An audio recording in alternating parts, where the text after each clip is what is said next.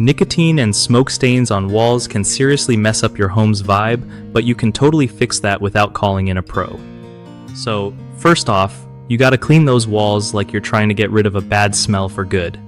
Use a mix of warm water and a little dish soap, and scrub gently with a sponge or cloth to take off surface grime. After that, grab a cleaner made for smoke stains, or try a mix of vinegar and water. It really helps break down the sticky nicotine buildup. Make sure you rinse the walls well with clean water afterwards so no residue gets left behind. Once everything is dry, slap on a stain-blocking primer. This stuff is magic because it stops the yellow stains from coming back through your paint. When the primer is dry, go ahead and paint over it with your favorite wall color, and boom, your walls look fresh and clean again. If you skip the primer, those stubborn stains might just peek through and ruin all your hard work.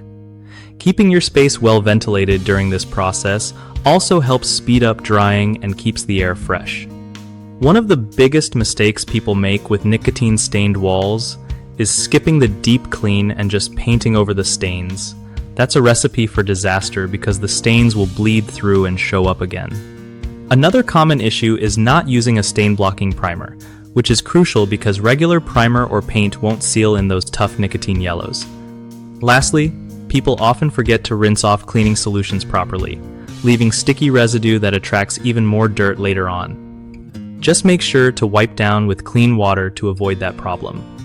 BigHomeProjects.com is super helpful because it connects homeowners with trusted local contractors who know exactly how to handle stuff like smoke damage and restoration. For contractors, it's a great way to find real work from people who actually need their skills, making life easier for everyone involved.